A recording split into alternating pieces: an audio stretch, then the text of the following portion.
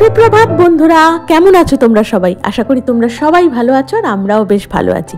তো সাধারণ ঘরকন্যা চ্যানেলে তোমাদের সবাইকে শীতের সকালের একটা ওয়ার্ম ওয়েলকাম। তো চলো তোমাদের সাথে নিয়ে শুরু করে দিই আবারও একটা নতুন ব্লগ।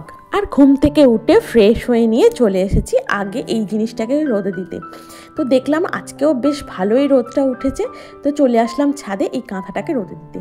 আর দেখো আজকে আমার মেয়ের বায়না, মা ডিম টোস্ট খাবো।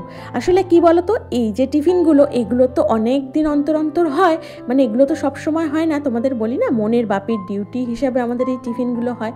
আসলে এগুলো সব সময় পাওয়া যায় না। আর বলতে পারো এটার কাছে রুটি তরকারি আমাদের কাছে না অনেক। আর এটা যদি মনে করো এই রুটি তরকারির মতো রোজ রোজই করতাম প্রায়, তাহলে এটারও ওই মূল্যহীন। আর এটাও তখন মনে হতো যেন ওই একঘেয়েই কি খাবার খাচ্ছি। কি বলতো, আমরা না মানুষরা না কিছুটা এরকমই, জানো তো। যারা মনে করো একটু সহজ সরল মনের হয়, যারা একটু পরিষ্কার মনের মানুষ হয়, যারা না দৈনন্দিন জীবনে এতটা মারপ্যাচ জানে না, তাদেরকে না একবার ডাকলেই তারা চলে আসে। আমরা না তাদের কি করি বলতো, তাদেরকে না সহজলভ্য করে ফেলি।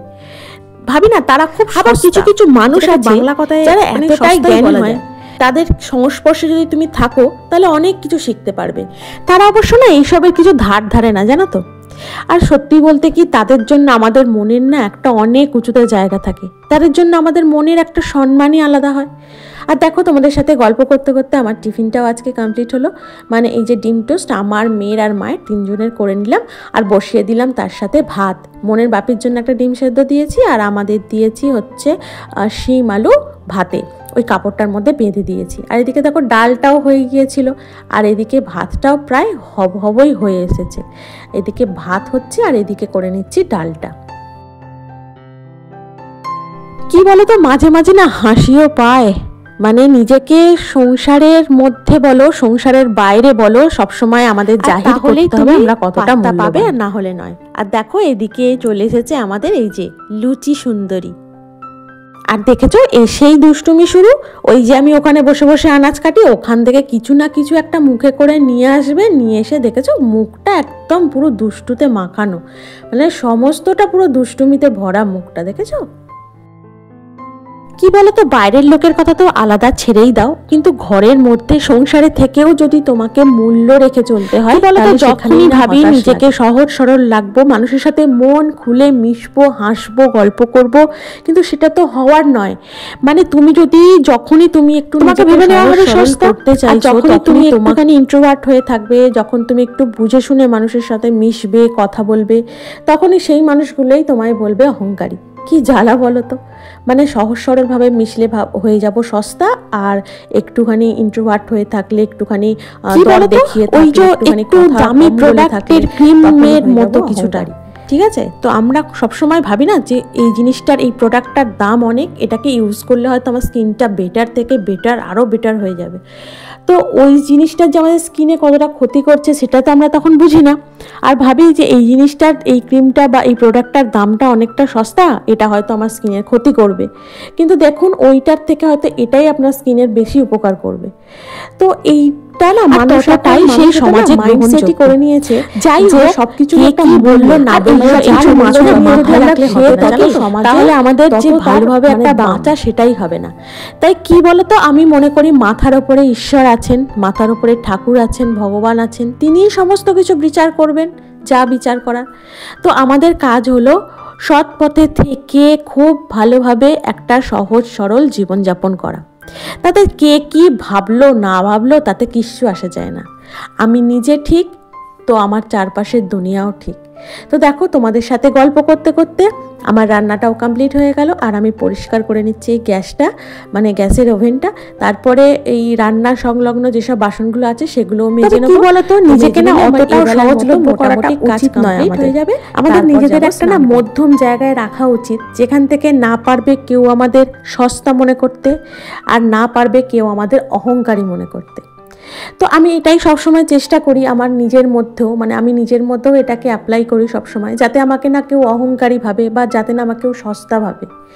তো যাই হোক, দেখো তোমাদের সাথে গল্প করতে করতে বেশ আমার অনেকটা কাজ কমপ্লিট হয়ে গেছে। আমার মোটামুটি রান্নাবান্না আর এই যে গ্যাসের যে ওভেনটা দেখলে না একটা কিরকম একটা পোড়া মতো দাগ হয়ে গেছে, জানো তো ওটাকে না অনেক তোলার চেষ্টা করছি কিন্তু কিছুতেই উঠছে না।